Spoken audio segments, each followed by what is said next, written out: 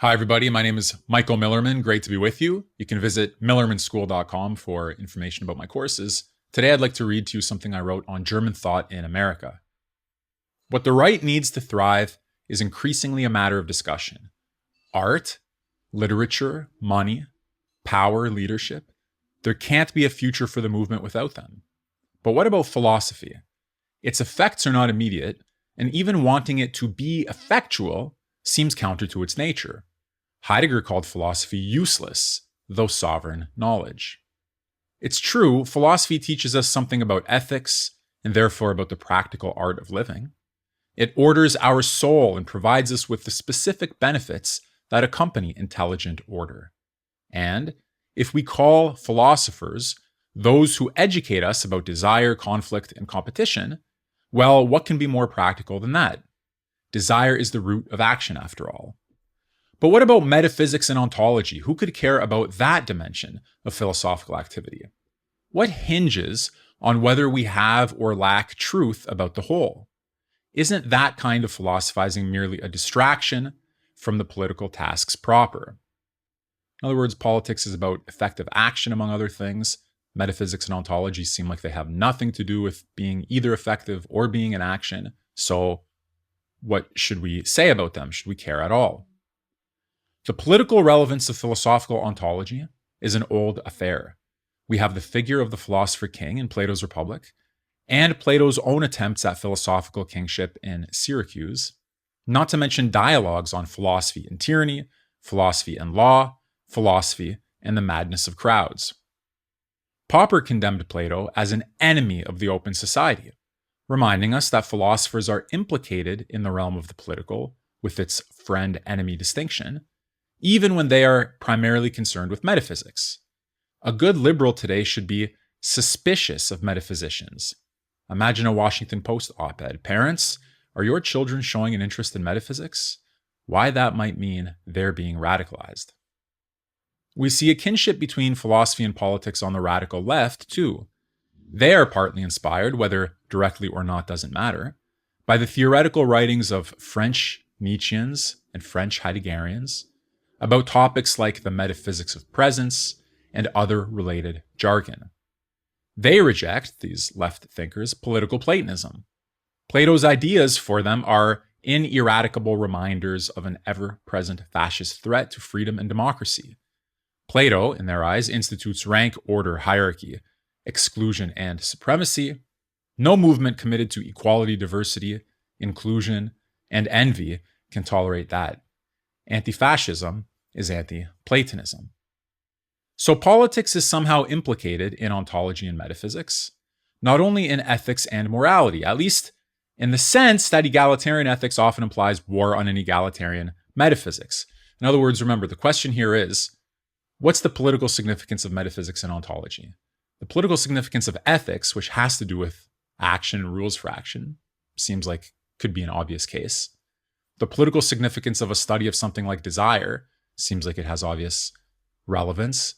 But again, what about metaphysics and ontology? And the case that I just made in the previous paragraph was, well, it's clearly important for the left, because for the left, if you have a great chain of being, if you have an ontological hierarchy, it's going to be reflected in a kind of political hierarchy. And since some of these thinkers, the radical egalitarians, want to undermine all hierarchies, they also attack the idea of a great chain of being, of a higher and lower being, and therefore of higher and lower acts of soul and things like that. Okay, so that was the basic idea, that for the left, metaphysics has that kind of significance, and they use the language of the metaphysicians sometimes when they talk about things like the metaphysics of presence.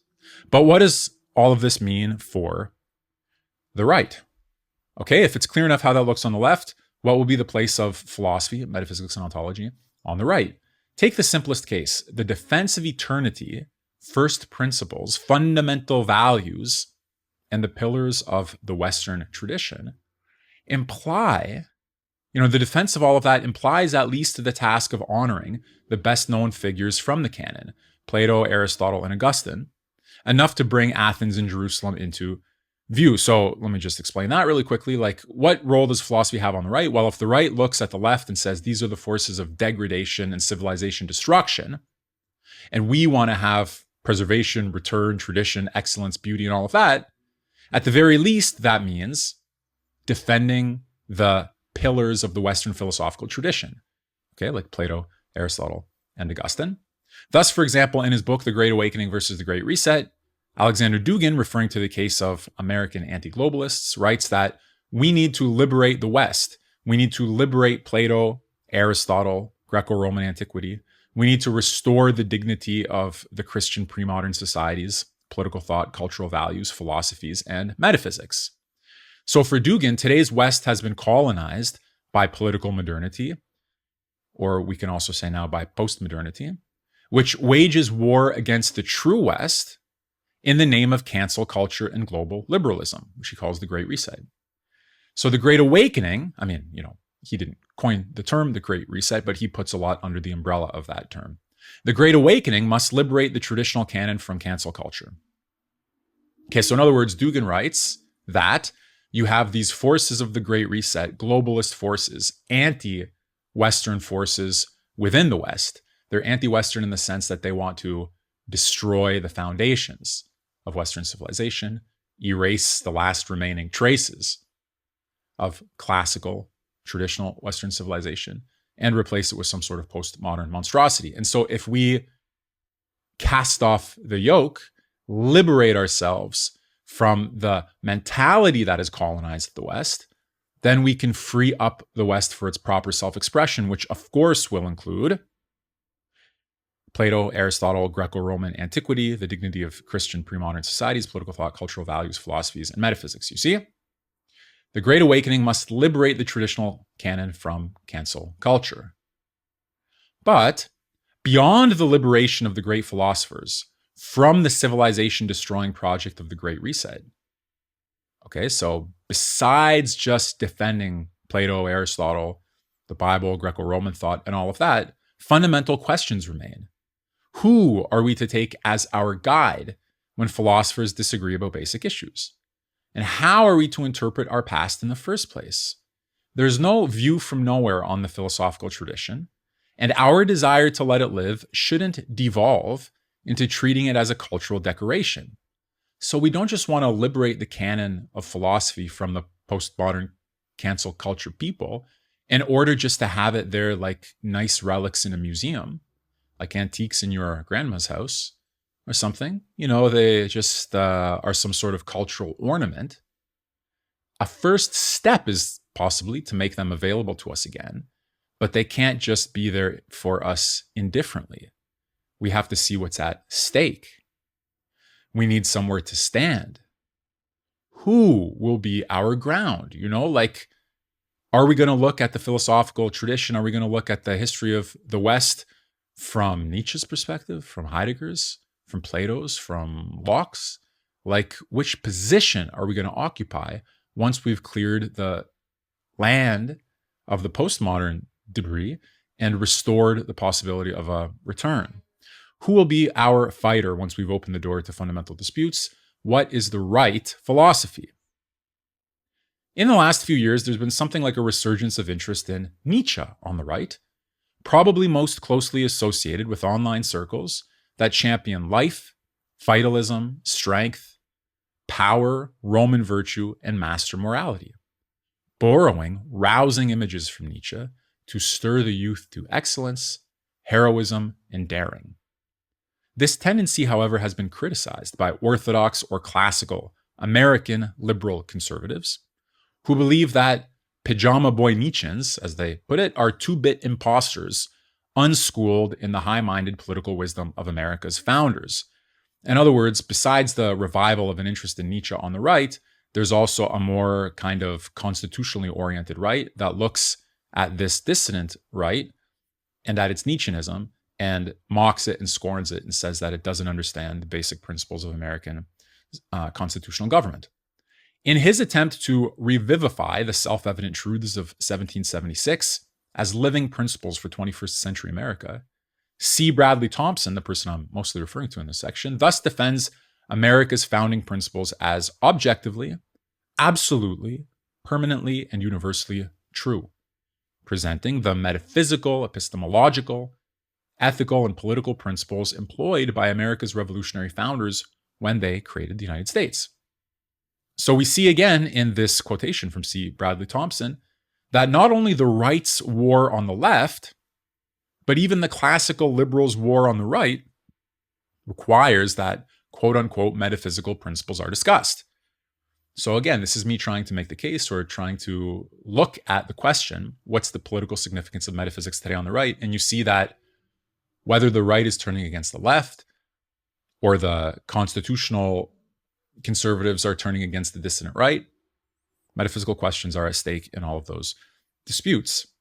Okay, again, C. Bradley Thompson invoked the metaphysical principles employed by America's revolutionary founders, and he argued that they are true, objectively, absolutely, permanently, and universally. If Thompson is right, if Thompson is correct, a Nietzscheanized right will be done with the natural right principles of the American founding. So here's what I mean by that. If there's a metaphysical conflict, just the conflict about the objective absolute truth of these two radically opposed principles, 1776 on the one hand and Nietzsche on the other hand, then what that means is that the Nietzscheanized dissident right is going to be breaking with the principles of 1776. It's going to be rejecting American natural right. Okay, so that's what it says here. The Nietzscheanized right will be done with the natural right principles of the American founding. This was the concern that Leo Strauss addressed when, at the start of Natural Right in History, one of his books, he asked whether the American nation still cherishes the faith in which it was conceived and raised. America defeated Germany on the battlefield and, as it were, annihilated it as a political being, Strauss writes. And yet German thought deprived its conquerors of the most sublime fruit of victory by imposing on the Americans the yoke of its own thought. To paraphrase, America loses its revolutionary mind when it lets German thoughts into its head, as it does when it turns to Nietzsche. The risk is real. Previously, German thought had predominated on the American left. Now it has come to the American right.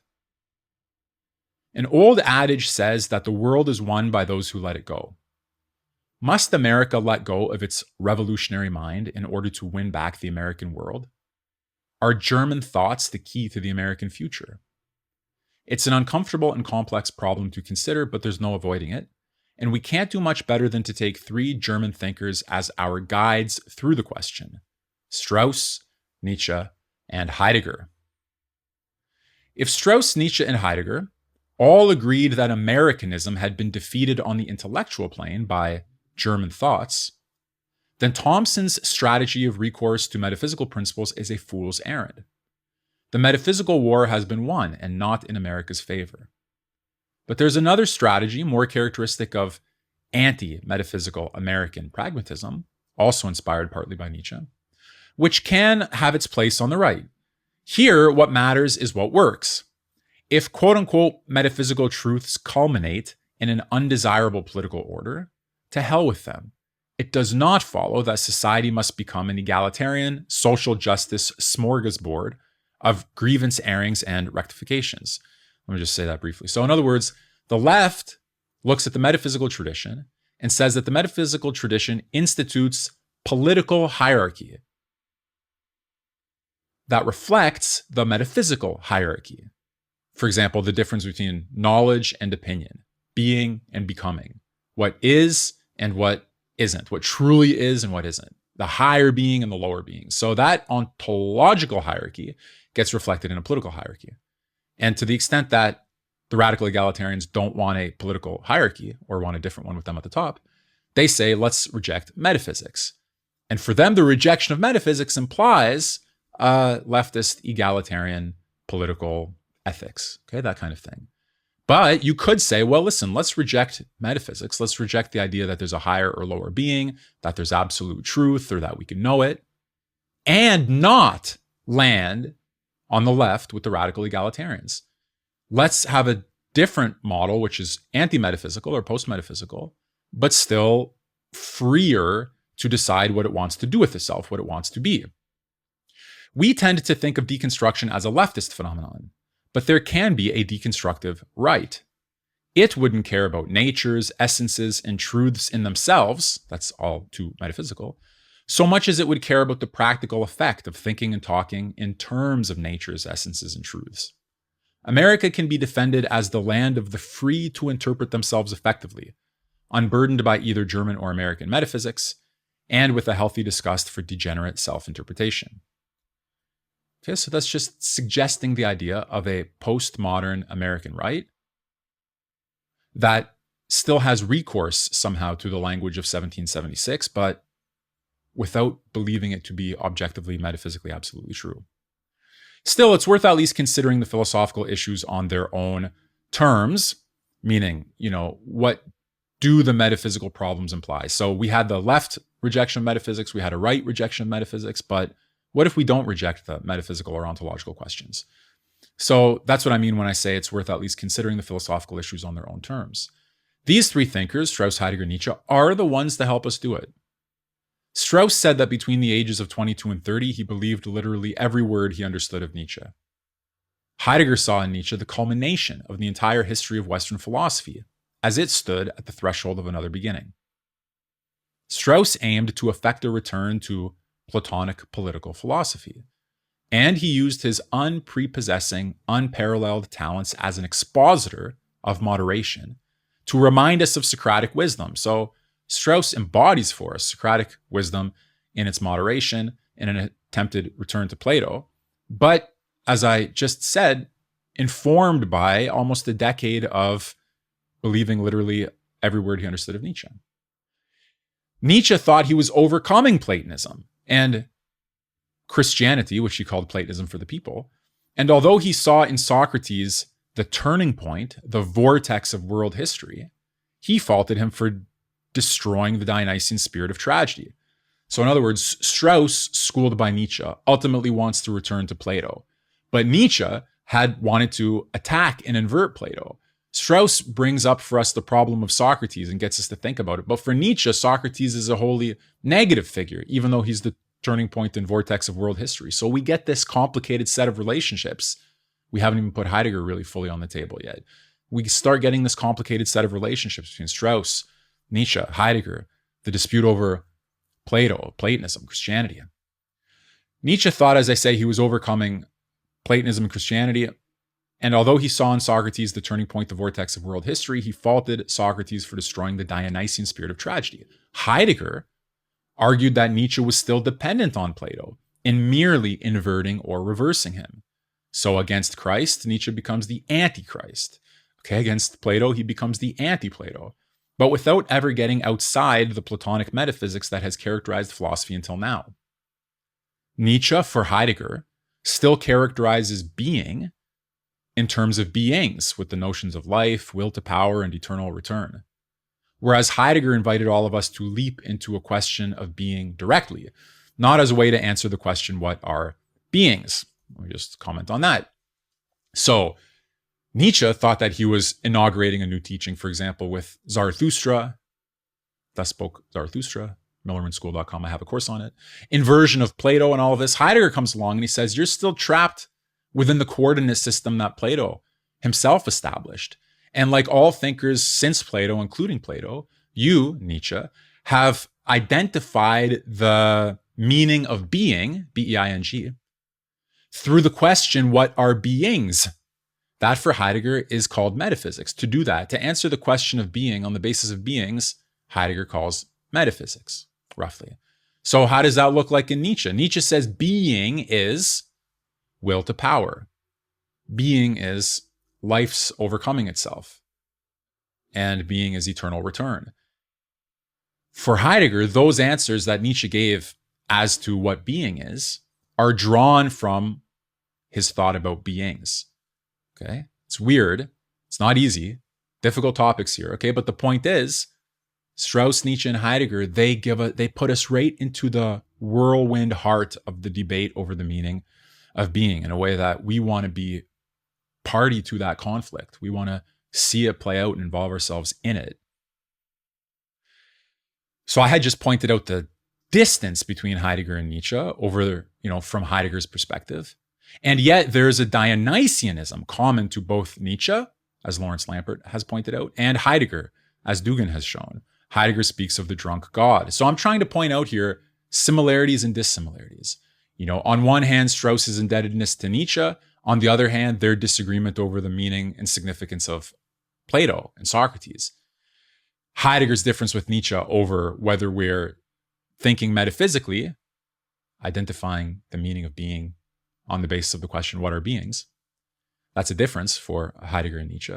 And at the same time, they're both Dionysian. Nietzsche clearly embodies the spirit of Dionysianism and champions Dionysus. And there's a Dionysianism in Heidegger as well. So, as I say, there are some big things at stake here. And it gets more complicated. There's a Straussian interpretation of Nietzsche that brings him closer to Plato than you'd expect. So on one hand, it's like Nietzsche and Plato are kept far apart. But when we read under Strauss's guidance, they start to get closer together. And there are speeches in Nietzsche's Zarathustra that bring him much closer to Heidegger than you'd imagine, if all you're used to is hearing Heidegger's interpretation of Nietzsche. So it's a dizzying, disorienting affair. I hope I haven't lost you yet. Okay, Strauss, Plato, Nietzsche, Heidegger, Socrates. Around and around we go and must go until we find our footing. Clearly, something is at stake. Straussian politics, Nietzschean politics, and Heideggerian politics are distinct. Straussianism places a greater emphasis on moderation than the others. I don't think you'll find a more beautiful defense or example of wise moderation than in Leo Strauss's writings. Nietzschean politics, by contrast, go off with a bang. Whoever's not frightened by the heat and light is attracted by it. We've barely begun to consider what Heideggerian politics might be. Heidegger's Nazism kept that door closed. Dugin's Heideggerianism has opened an adjacent door, one that many would prefer stayed shut. Will Americans learn to speak with Heidegger of being, beings, B-E-Y-N-G, which we won't even get into the details here, sheltering, concealing, and Dasein? Don't hold your breath. Okay, it's not likely that Americans are going to start parroting or incorporating into their self-interpretation the language of Heidegger. A Nietzschean feast of vitality and power is more digestible for the American appetite. Maybe it's no surprise. Nietzsche considered diet's effect on character and temperament often, writing, for instance, that the rice-eating habits of vegetarians impels to the use of opium and narcotics. Bad cooks, he said, and the utter lack of reason in the kitchen have delayed human development longest and impaired it most. If we can learn to stomach Nietzsche, perhaps it's because he taught us how to stomach well at all. But man shall not live by bread alone.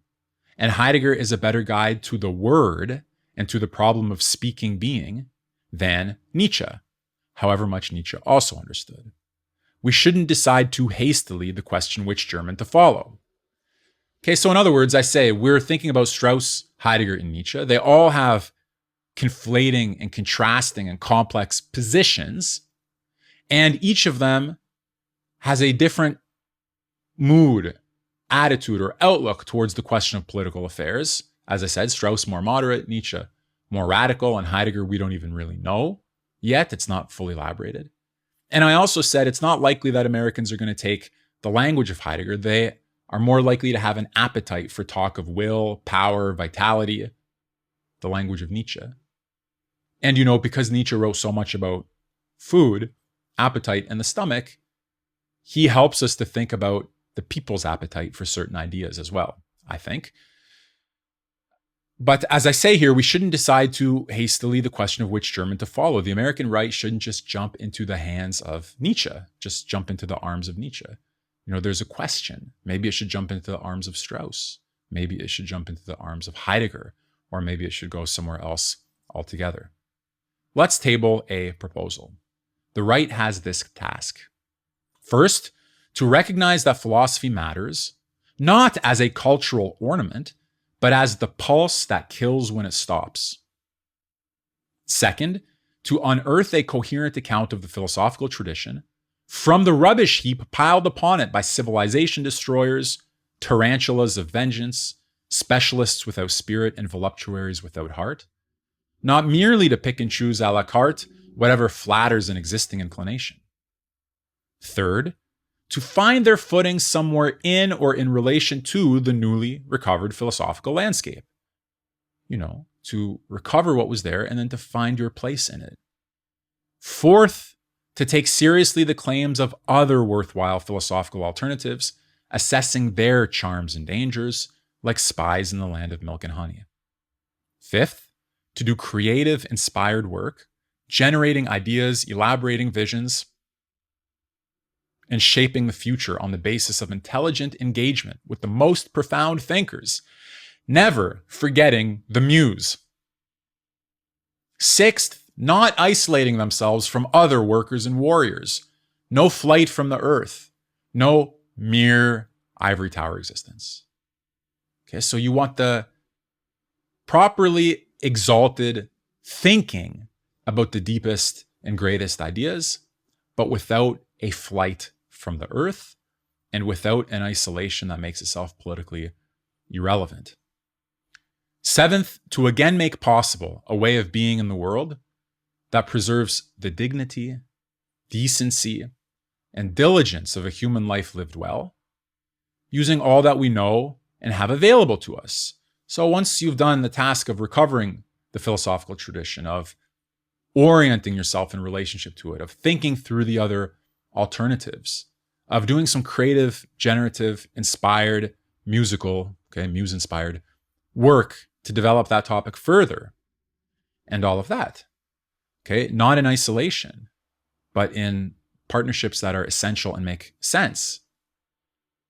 In the course of doing all of that, we also have to draw on what we know and have available to us, which may be different from what any of these thinkers had available to them. To these ends, the philosophical right must whirl like a dervish around Strauss, Nietzsche, and Heidegger until we find our center. So that was just something that I wrote called German Thought in America. I'd love to know if anything there resonated with you, which arguments you think are good and which not. Should the American right depart from the metaphysical truths of 1776, if that's what you think they are, from the basic principles of modern natural right? Should it turn to Nietzsche in that case? Should it try to find some sort of combination, some way of bringing German thought and American thought together? Is it completely just a mistake at all to turn towards people like Nietzsche, Heidegger, and Strauss?